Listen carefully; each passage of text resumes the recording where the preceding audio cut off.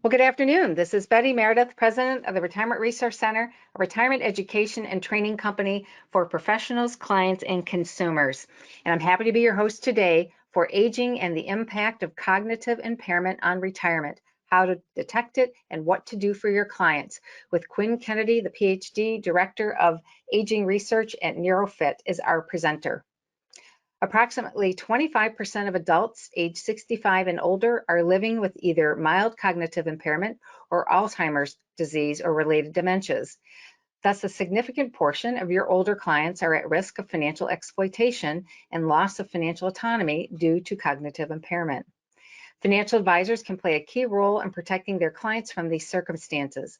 This webinar will provide a primer on how cognitive function changes across the adult lifespan, how to differentiate between typical age-related cognitive decline and dementia, lifestyle behaviors that can help maintain good cognitive function and reduce dementia risk, and how to detect financial abuse and steps that can be taken if a client shows signs of cognitive impairment.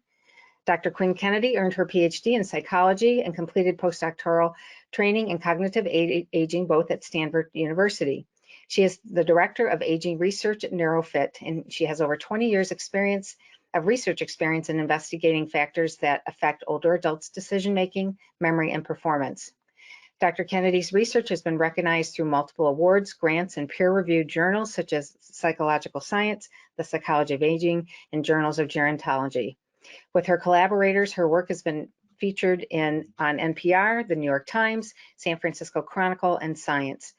Dr. Kennedy is a popular speaker on health or cognitive aging, and she conducts a workshop called Planning for Your Late Brain Habits You Can Build Now to Maintain Cognitive Function Later through the Stanford Center of Continuing Studies. She's also a guest contributor to Psychology Today.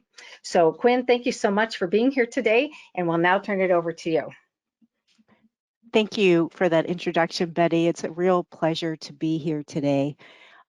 I became interested in the topic of how cognitive impairment can affect retirement savings and vulnerability to financial exploitation after a relative who had always been very, very sharp with their finances. Not only did they start showing signs of cognitive impairment, but also around this time, they overdrew from their bank account, not just once, but twice in the space of a couple of weeks. And as this relative had a large sum of money in that bank account, it made us all worried. What in the world had they spent all that money on? Were they being scammed? What could we do to protect this relative? And today I'm going to share with you how to identify cognitive impairment and how you can be first responders for your cognitively vulnerable clients.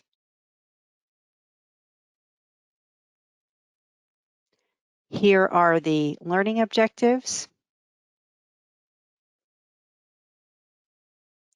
And here's an overview of what I'll cover in this webinar, starting on the left and working clockwise.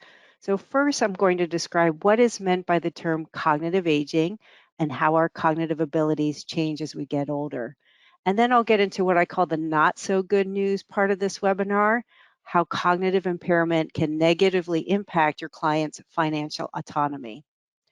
After this, I'll share some resources to help detect cognitive impairment and tips to identify financial elder abuse in your clients, as well as actions you can take to protect your cognitively vulnerable clients.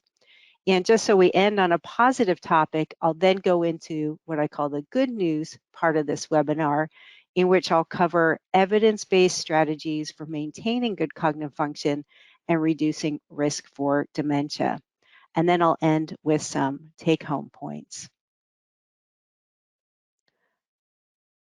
Now, before I talk about this graph, let me first back up and talk about, well, what do scientists mean by the term cognition? And cognition is an umbrella term used to describe a wide range of abilities, such as verbal skills, working memory, processing speed, which is how fast your brain works, reasoning, and even visual perceptual skills. What you see here is a graph that you would probably find in any scientific journal article looking at how some of these cognitive abilities change over the adult lifespan. And this orange line represents the typical trajectory. Okay, so starting in our 40s and 50s, we may start noticing some subtle changes in how fast our brain works and how well we retain short-term information. And these changes become more pronounced with each passing decade. This dashed line near the bottom is pretty much what you think it is. It's the point at which there's been so much decline that this person really can't function independently anymore. And then this gray area with the up and down blue arrows represents the enormous variability there is from person to person, both in how adept we are to begin with on any of these abilities and how long we maintain that good cognitive function